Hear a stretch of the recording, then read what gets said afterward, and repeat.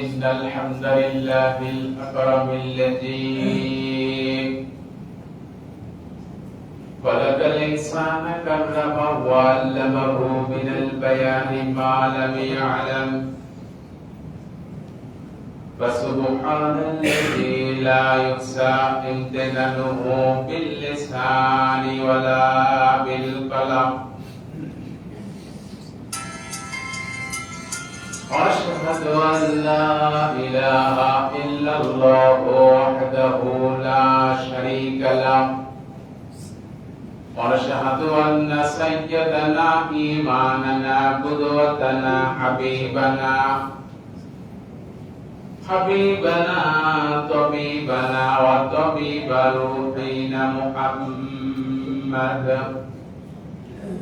الذي أرسله بالحق بشيرا ونذيرا وداعيا إلى الله بإذنه وسراجا وقمرا منيرا فقد قال الله تعالى في كلامه المجيد وفي قرآنه الحميد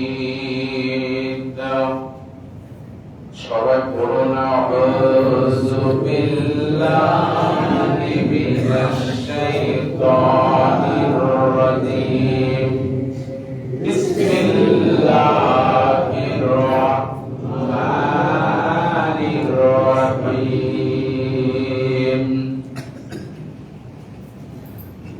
ইউরিদুনা লিইউতফিউ নূরাল্লাহি বিআফওয়াহিহিম আল্লাহু মুতিম্মু নূরিহি ওয়ালাউ কারিহাল কাফিরুন সাদাক্তা ইয়া রাব্বাল আলামিন عن عبد الله بن عمر رضي الله تعالى عنه قال رسول الله صلى الله عليه وسلم من تشبه بقوم فهو منهم أو كما قال عليه الصلاة والسلام মুআজ্জাজ মুহতারাম ফজলায়ে জাম সম্মানিত উপস্থিতি সকলের প্রতি আমার আবারও সশ্রদ্ধ সালাম। আসসালামু আলাইকুম ওয়া রাহমাতুল্লাহি তাআলা ওয়া বারাকাতুহু। ওয়া আলাইকুম আসসালাম।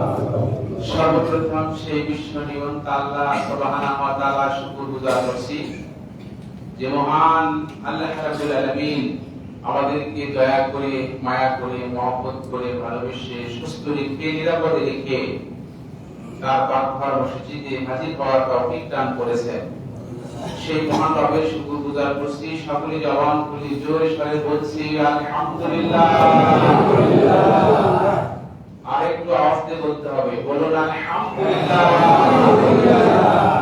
পাশাপাশি বিশ্ব মানবতার মুক্তির দিশারি, মুক্তির দূত মুহাম্মদ আরবি মামিনা নয়নের মণি হাবিবুনা তবিবুনা সাহাদুনা তবিবুল কুলুবিনা তবিবু আরওয়াহিনা মুহাম্মাদুর রাসূলুল্লাহ সাল্লাল্লাহু আলাইহি ওয়াসাল্লাম।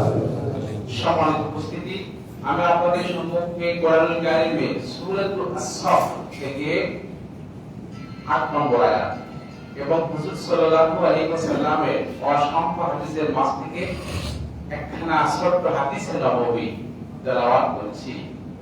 এর সহজ অর্থের মাধ্যম দিয়ে আলোচনা শুরু করব ইনশাআল্লাহ। আপনাদের সবাইকে নিয়ে আরেকবার আওয়াজ তেলাওয়াত করতে চাই। কষ্ট হবে? তেলাওয়াত করুন আউযু বিল্লাহি মিনাশ শাইতানির রাজীম বিসমিল্লাহির রাহমানির রাহিম। বিতাড়িত মরদুদ শয়তানের ওয়াসওয়াসা থেকে আল্লাহ তাআলার নিকট পানাহ চাই। পরম করুণাময় আল্লাহ তাআলা নামে শুরু করছে। আল্লাহ পাক তার বান্দাকে ডেকে বলছেন, ওহে আমার বান্দারা শোনো, ইউরিদুনা লিইউতফিউ নূরাল্লাহি বিআফওয়াহিহিম। আল্লাহ রাব্বুল আলামিন বলেন, ও আমার ঈমানদার বান্দারা শোনো, দুনিয়াতে যারা কাফের তারা আমি আল্লাহর নূরকে, আমার আলোকে, আমার কোরআনকে, আমার ইসলামকে, আমার কালেমাকে তারা ভুল দিয়ে নিভিয়ে দিতে চায়। বলুন নাউযুবিল্লাহ। আল্লাহ বলেন, আল্লাহু মুতিম্মু নূরিহি ওয়ালাউ কারিহাল কাফিরুন। বলুন আল্লাহু আকবার। দুনিয়াতে কাফেরেরা যত চক্রান্ত করুক, যত বানচাল করুক, যত ব্যবস্থাপনা গ্রহণ করুক, আমি আল্লাহ রাব্বুল আলামিন আমার দ্বীন ইসলামকে, আমার কোরআনকে, আমার মুসলমান বান্দাদেরকে বিজয় দিবই দিব।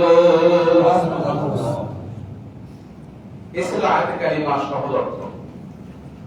হাদিসটির অর্থ করছি, ওয়ালান নবী সাল্লাল্লাহু আলাইহি সাল্লাম, প্রিয় নবীজি বলেছেন, মান তাশাব্বাহ বিকওমিন ফাহুয়া মিনহুম। যে জাতি কোন জাতির অনুকরণ করলে তার আসল নাসল সেই জাতির সাথেই হবে। এটা ছিল ছোট্ট হাদিসের অর্থ। হাদিস এবং আয়াতের সাথে মিল রেখে কিছু কথা আপনাদের সামনে তুলে ধরবো। ওমা তাওফীকি ইল্লা বিল্লাহ। কোরআনুল কারীমের এই আয়াতের ভিতরে আল্লাহ বলছেন যে কাফেররা ইসলামের আলো নিভিয়ে দিতে চায়। কোরআনুল কারীমের অন্য জায়গায় আবার এর বর্ণনা এসেছে, এই কাফেররা ইসলামের আলো নিভিয়ে দিতে চায়, তাদের মাধ্যম দিয়ে আল্লাহ পাক আবার এই ইসলামকে দুনিয়াতে আলোকিত করতে চায়। বলে সুবহানাল্লাহ। আমরা যারা জন্মসূত্রে মুসলমান, জন্মগতভাবে যারা জন্মগতভাবে মুসলিম নয়, অন্য ধর্ম থেকে ইসলাম গ্রহণ করে, আল্লাহ পাক বলেন যে ওই লোকগুলো এবং যারা জন্মসূত্রে মুসলমান, তাদের দ্বারা আমি আমার আলো, আমার নূরকে আলোকিত করব। বলেন সুবহানাল্লাহ। মুসলমান ভাইরা খুব ভালো করে বসেন। প্রিয় নবীজি সেজন্য বলছেন যে আমার বান্দারা, আমার উম্মতেরা, আমার সাহাবীরা শোনো, যারা কাফের, এই কাফেররা তোমাদের শত্রু, শত্রুর জন্য তোমরা তাদেরকে গালি দিও না।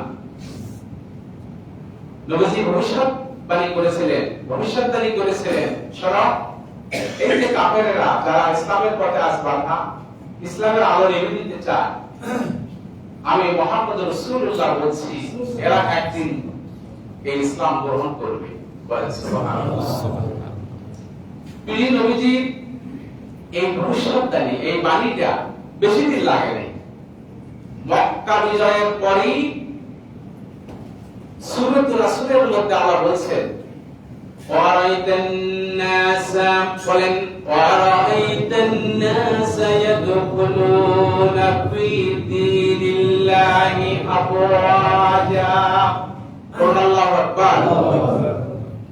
আল্লাহ নবী বলেছিলেন, ও আমার ঈমানদার উম্মতেরা, ও আমার উম্মতেরা শোনো, দুনিয়ার জমিনে যারা কাফের, অমুসলিম, ওরা ইসলামের আলো নিভিয়ে দিতে চায়, আমি নবী বলতেছি তারা দলে দলে ইসলাম গ্রহণ করবে। বলেন সুবহানাল্লাহ। তাদের দ্বারা আল্লাহ পাক ইসলামকে তামাম পৃথিবীতে স্প্রেড করবেন। বলেন সুবহানাল্লাহ। বিশ্ব নবীর এই ভবিষ্যৎবাণী, ওয়ারাআইতান নাসা ইয়াদখুলুনা ফি দীনিল্লাহি আফওয়াজা, সময় যত কাফের মারা গেছে, জীবিত যত ছিল, তারা দলে দলে ইসলাম গ্রহণ করেছে। বলেন সুবহানাল্লাহ। মুসলমান ভাইরা, এই পৃথিবীতে এখন কাফেরের সংখ্যা বেশি না মুসলমানের সংখ্যা বেশি? একদিন মুসলমানের সংখ্যাই বেশি হবে, কাফেরের সংখ্যা কমে যাবে। বলে সুবহানাল্লাহ। এই পৃথিবীতে 800 কোটি মানুষ, তার মধ্যে 250 কোটি মুসলমান, বাকি সব কাফের। আপনারা খোঁজ খবর নেন, তালাশ করেন, তাম পৃথিবীতে ইসলাম ধর্মের উপর অত্যাচার নির্যাতন কম না বেশি? মুসলমানদের উপর অত্যাচার নির্যাতন কম না বেশি? এত বেশি যে কাফেরদের চিন্তা চেতনা যে ইসলাম দুনিয়া থেকে মুছে যাবে। আল্লাহ বলেন, ইউরিদুনা লিইউতফিউ নূরাল্লাহি বিআফওয়াহিহিম আল্লাহু মুতিম্মু নূরিহি ওয়ালাউ কারিহাল কাফিরুন। ও কাফেরের দলেরা শোনো, তোমরা ভাবতেছো তোমরা মুসলমানদেরকে বোম মেরে, মুসলমানদেরকে বাড়িঘর ছাড়া করে, মুসলমানদেরকে নানান দিক থেকে অত্যাচার নির্যাতন করে, তাদেরকে জুলুম করে তোমরা ভাবতেছো ইসলামের আলো নিভিয়ে দিবা। আমি আল্লাহ বলতেছি, তোমাদের দ্বারা আমি ইসলামের আলো জ্বালাবো। কথা ঠিক কিনা? আমেরিকার দিকে তালাশ করেন, আমেরিকায় তালাশ করেন, মুসলমান দিন দিন দলে দলে মুসলমান হচ্ছে। তাম পৃথিবীর বিভিন্ন দেশে দলে দলে মুসলমান হচ্ছে। মুসলমান ভাইরা, এই যে গাজায় আপনারা সিনেরি দেখেছেন, ফেসবুকে, ইউটিউবে, আপনারা পেপার পত্রিকায় দেখেছেন, পিকচার গুলো না খেয়ে মানুষগুলো পড়ে পড়ে আছেন, আছে না নাই? তাম পৃথিবীতে মানব প্রেমিক মানুষ আছে না নাই? সে মুসলিম হতে পারে, অমুসলিম হতে পারে, মানুষ হিসাবে মানুষকে মর্যাদা দেওয়ার জন্য ওই গাজায় নৌবহরে করে, নৌকা করে খাবার ত্রাণ পাঠিয়ে দেওয়া হয়েছিল কিনা বলুন? মুসলমান ভাইরা, ওই কাফেরেরা ওই নৌবহরটাকেও তারা আটকে দিয়েছিল। এর দ্বারা তারা বুঝাইতে চায় মুসলমানদেরকে আমরা খানা দিচ্ছি না, মুসলমানদের পানিপথে যে খাবার আসতেছে তাও আমরা বন্ধ করে দেব। আল্লাহ বলতেছেন, কাফেরেরা শোনো, তোমাদের দ্বারাই আমি এই মুসলমানদেরকে জিন্দা করব। আল্লাহ বলতেছেন, ইউরিদুনা লিইউতফিউ নূরাল্লাহি বিআফওয়াহিহিম ওয়াল্লাহু মুতিম্মু নূরিহি ওয়ালাউ কারিহাল কাফিরুন। খাদ্য বন্ধ করে দিস দাও, বিকল্প পথ চলে আসবে, আমি আল্লাহ দেব। বলে সুবহানাল্লাহ। মুসলমান ভাইরা, এই দুনিয়াতে অনেক ধর্ম আছে না নাই? অনেক ধর্ম আছে। তার মধ্যে একটি ধর্ম আল্লাহর কাছে মনোনীত। আল্লাহ বলেন, ইন্নাদ দীনা ইনদাল্লাহিল ইসলাম। যত ধর্ম আছে সব ধর্মের মাঝে মনোনীত ধর্মের নাম কি বলেন? ইসলাম। সেই ইসলামের অনুসারী হতে পেরে আপনি খুশি না বেজার? খুশি।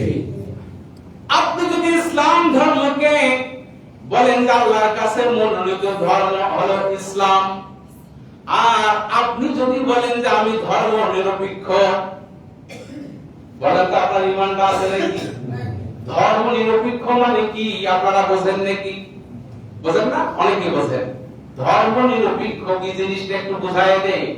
এই কোরআনুল কারীমের সূরাতুল বাকারার মধ্যে একটি আয়াত আছে, আপনাদের সবার মুখস্থ আছে, আমার সাথে বলেন, লাকুম দীনুকুম, বলেন সবাই, ওয়ালিয়াদিন, লাকুম দীনুকুম ওয়ালিয়াদিন।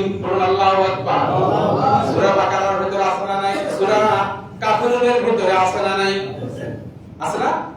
এই আয়াতটার ভিতরে দুইটা ধর্মের দিক নির্দেশনা দেওয়া আছে। লাকুম, তোমাদের জন্য তোমাদের ধর্ম, তার মানে কাফেরদের জন্য যার যার যে ধর্ম, কাফেরদের জন্য সে ধর্ম। কি বলে লাকুম দীনুকুম ওয়ালিয়া দীন, আর আমাদের জন্য আমাদের ধর্মের নাম কি? ইসলাম। তাহলে এখানে কয়টা পদ পাইলেন? দুইটা।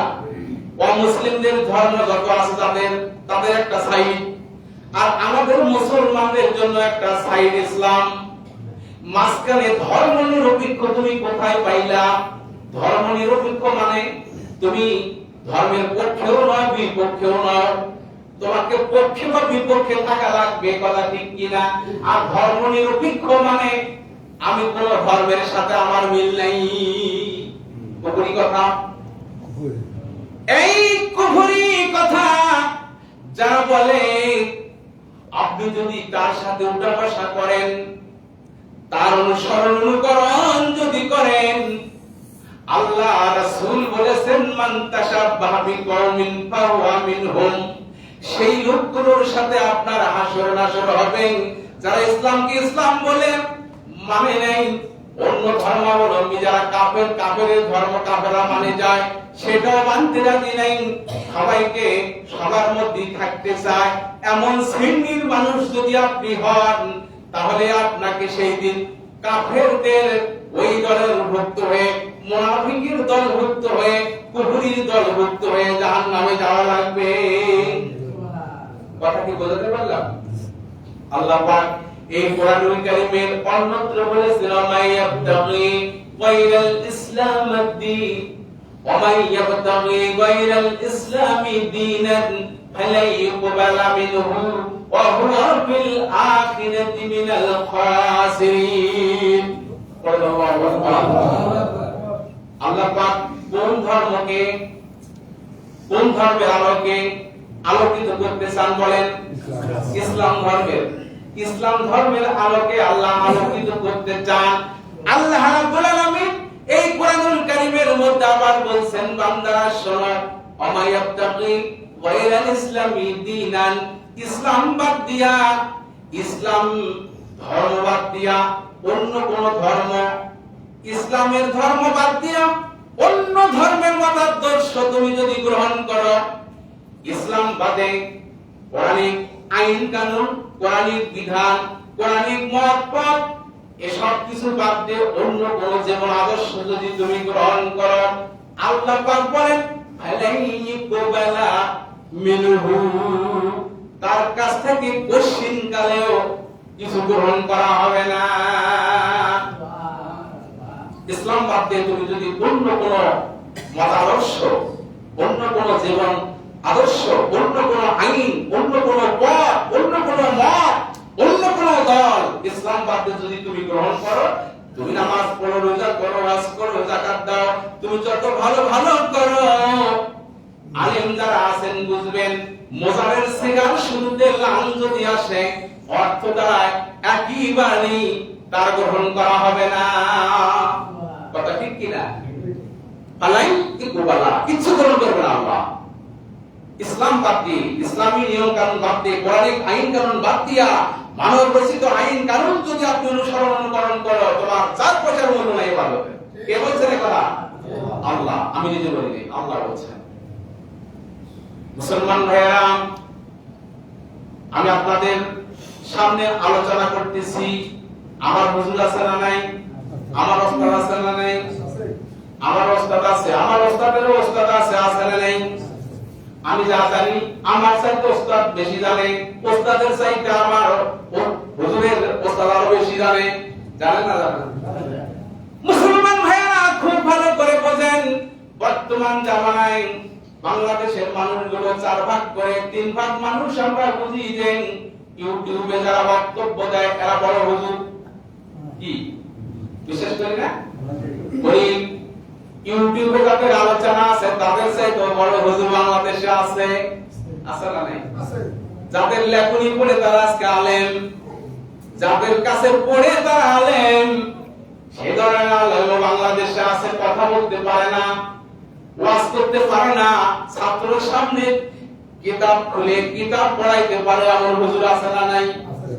মুসলমান ভাইরা, আমি আপনাদের সামনে বলি, আপনারা হয়তো মনে করবেন যে আপনি কতটুকু আর জানেন, কিন্তু আমি কতটুকু জানি কিন্তু সেটা লক্ষ্য নয়। আমার কথাটা কোরআনের কথা কিনা সেটা হলো লক্ষ্য।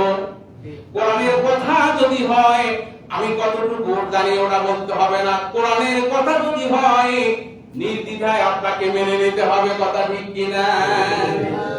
ইউটিউবের জগতে আমরা যে জিনিসগুলো দেখি, কিছু মাহের আলমের নাম বলতেছি শোনেন। আপনারা ইউটিউবে দেখেছেন মিজানুর রহমান আজহারি, জানেন না?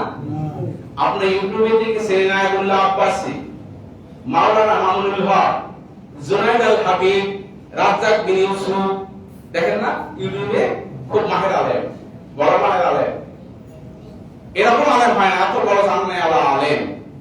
কিন্তু আমার কথা হলো ওমাইয়াবতাকি গায়রাল ইসলামি দীনান ফালাইকুবালা মিনহু, ইসলাম বাদ দিয়ে অন্য কোন মত আদর্শ যদি তুমি গ্রহণ করো, অন্য কোন আইন কানুন যদি তুমি গ্রহণ করো, মত পথ যদি অবলম্বন করো, তুমি যত বড় মানের এই আলেম হও না কেন, আমার মাওলার কাছে তোমার সার পয়সার মূল্য নাই।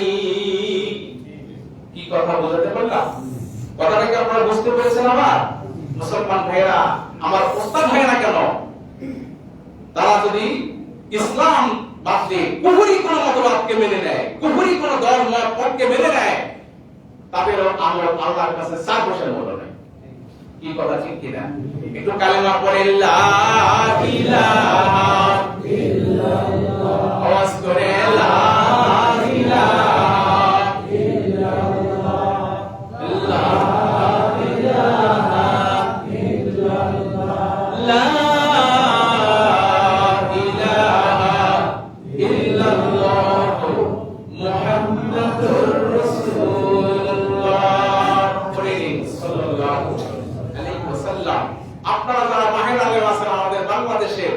আপনাদের সাথে আমরা আছি।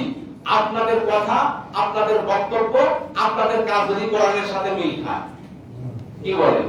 আপনাদের কথা, আপনাদের কাজ, আপনাদের আমল আখলাক যদি কুফরির সাথে মিল হয়, কুফরি কোন দল মত পথের সাথে মিল হয়, আপনি যত বড় মাহের আলেম হন না কেন, আপনি যত বড় আমার ওস্তাদ হন না কেন, আপনাকে আমি মানতে রাজি নই। কি কথা ঠিক কি না? মুসলমান ভাইরা, তামাম পৃথিবীতে মুসলমান মার খায়, মারপিটে, অত্যাচার, নির্যাতন, নিষ্পেষিত হচ্ছে। মুসলমানদের উপরে এত অত্যাচার নির্যাতন হওয়ার পরে আল্লাহ বলেন আমি ইসলামের আলোকে চালাবো। বলেন সুবহানাল্লাহ। কিন্তু প্রশ্ন হলো, মুসলমান যেভাবে মার খায় তাতে করে ইসলাম ধর্ম গ্রহণ করার মানুষের তো এই পৃথিবীতে আর খুঁজে পাওয়ার কথা নাই। কি কথা ঠিক কি না? কিন্তু দলে দলে কাফেরেরা ইসলাম গ্রহণ করতেছে। কথা ঠিক কি না? এত যে অত্যাচার নির্যাতন, খাবার দেয় না, লোকে করে খাবার নিয়ে যাচ্ছে তাও বন্ধ করে দিচ্ছে, তারপরেও দলে দলে মানুষ ইসলামে দাখিল হচ্ছে। বলেন সুবহানাল্লাহ। কেন? আল্লাহ বলেছেন কাফেরের দ্বারা ইসলামের আলামি জানানো, কাফেররাই ইসলাম গ্রহণ করবে। বলেন সুবহানাল্লাহ। দলে দলে ইসলাম গ্রহণ করার কারণ কি?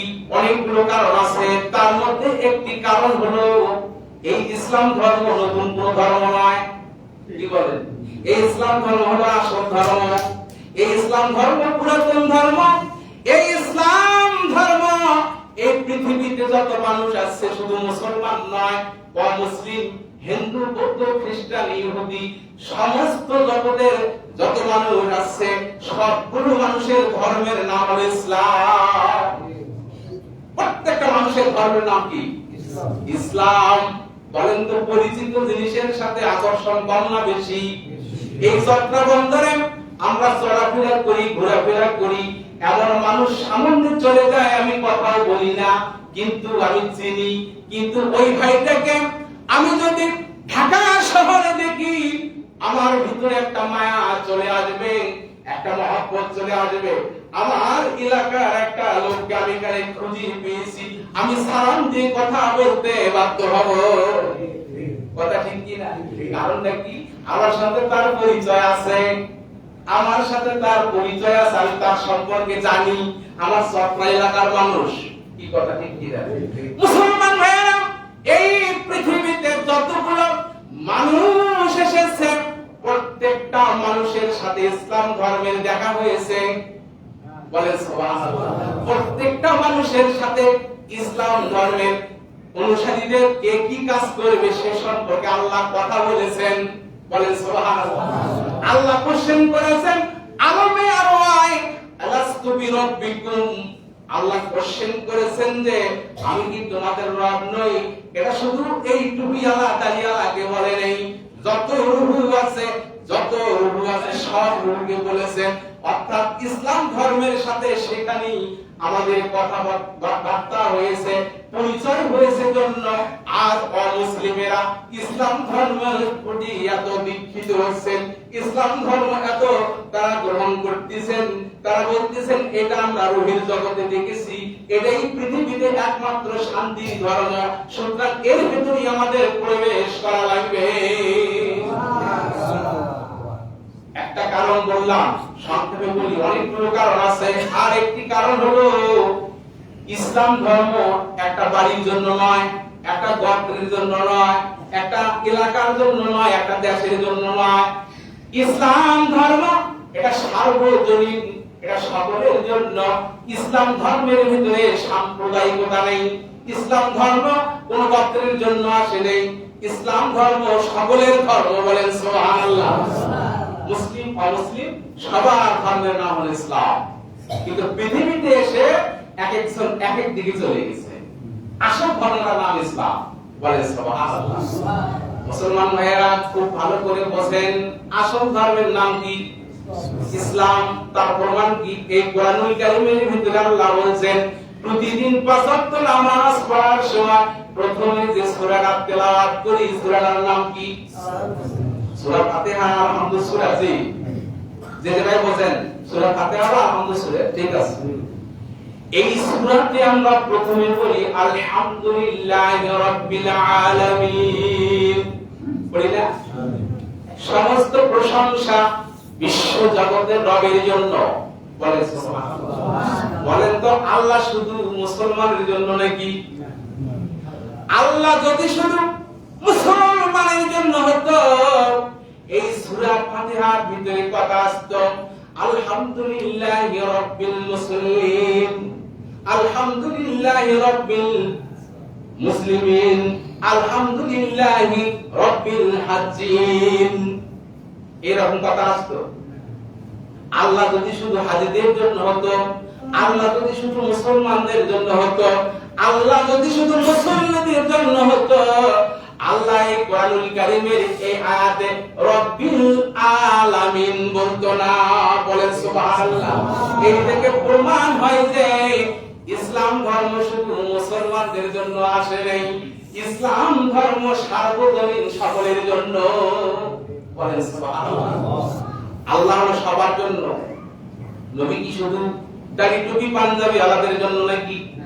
এই কোরআনুল কারীমের ভিতরে আল্লাহ বলেন ওমা আরসালনাকা ইল্লা রাহমাতাল লিল আলামিন। আল্লাহু আকবার। আল্লাহ বলেন নবী হ্যাঁ আমি আপনাকে পৃথিবীতে পাঠিয়ে দিয়েছি, আমি এই পৃথিবীতে আপনাকে পাঠিয়ে দিয়েছি সমস্ত বিশ্ববাসীর জন্য রহমত হিসেবে। বলেন সুবহানাল্লাহ। নবী শুধু মুসলমানদের নবী নয়, কি বলে? নবী শুধু টুপিওয়ালা দাড়িওয়ালা পাঞ্জাবিওয়ালা মানুষের নবী নয়, নবী শুধু পুরুষ মানুষের নবী নয়। বলেন তো নবী কার? আওয়াজ করে বলতে হবে, নবী কার? নবী সকলের জন্য নবী। বলেন সুবহানাল্লাহ। আল্লাহ সবার জন্য, নবী সবার জন্য। এই কোরআনুল কারীম কি শুধু মুসলমানদের জন্য নাকি? এই কোরআনুল কারীমের মধ্যে বলছেন ইন হুয়া ইল্লা যিকরুল আলামিন। এই কোরআন হলো সমস্ত বিশ্ববাসীর জন্য। বলেন সুবহানাল্লাহ। এই কোরআনুল কারীম আল্লাহ আল্লাহর নবী সমস্ত বিশ্ববাসীর জন্য, সেজন্য করে অমুসলিমরা দলে দলে ইসলাম গ্রহণ করে ইসলামের আলোকে প্রজ্বলিত করে। বলেন সুবহানাল্লাহ।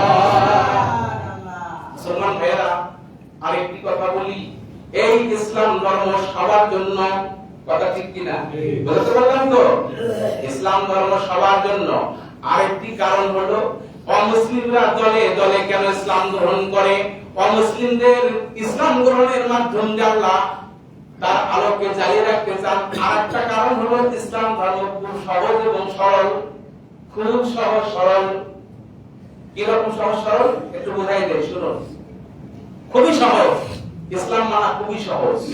আল্লাহর নবীর কাছে আলোচনাটা একটু আপনারা খুব ভালো করে বোঝার চেষ্টা করবেন, এই কথাটা আমার বলতে হবে, সেজন্য বলতেছি। তা হলো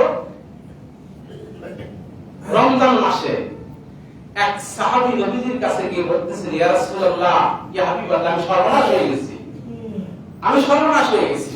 নবীজি বলতেছেন, কি বলো, কি হয়েছে ভালো করে বলো। সাহাবী বলতেছেন, ইয়া রাসূলুল্লাহ, আমি রমজান মাসে রোজা রেখে যাবতীয় পানাহার পাপাচার কামাচার থেকে বিরত থাকা লাগে কি লাগে না? কিন্তু রোজা রেখে আমি আমার স্ত্রীর সাথে মিলন হয়ে গেছি, আমি সর্বনাশ হয়ে গেছি। আমার এখন কি হবে, কি উপায় হবে, কি পথ হবে? আল্লাহর নবী বলেন, তুমি বেশি চিল্লাচিল্লি করো না, চুপ করে থাকো, শোনো, তোমার ব্যাপারে বিধান আছে। বলে সুবহানাল্লাহ।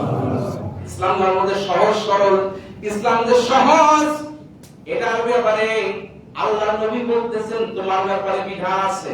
তুমি যে কাজ করেছো, তুমি যে তোমার স্ত্রীর সাথে মিলন হয়েছো, এই ব্যাপারে ইসলামে কথা আছে, তোমাকে কাজা এবং কাফারা দুটো পালন করা লাগবে। কাজা মানে একটা রোজার জন্য তোমাকে একটা রোজা করা লাগবে, আর কাফারা তোমাকে একটা গোলাম আজাদ করে দিতে হবে। বলার সাথে সাথে সাহাবী বলতেছে, ইয়া রাসূলুল্লাহ, আমার তো তেমন কোনো অ্যাবিলিটি নাই, আমার সামর্থ্য নাই, আমি কি দিয়া গোলাম আজাদ করব? কি বলে আল্লাহর নবী বলেন, তুমি যদি গোলাম আজাদ করতে না পারো, তোমাকে 60টি রোজা রাখতে হবে। সাহাবী বলতেছেন, ইয়া রাসূলুল্লাহ, আমি 60টি রোজা করতে পারবো না। আল্লাহর নবী বলেন, তুমি গোলাম আজাদ করতে পারবে না, 60টি রোজাও করতে পারবে না, তোমাকে 60 জন মিসকিনকে খাওয়াতে হবে। আল্লাহর নবীর সাহাবী বলেন, আমি খাওয়াইতেও পারবো না, আমি গরিব মানুষ। আল্লাহর নবী বলেন, চুপ করে বসে থাকো। এক জায়গায় বসে আছেন, চুপ করে বসে আছেন। প্রিয় নবীজির কাছে সাদাকার এক ঝুড়ি খেজুর আসলো।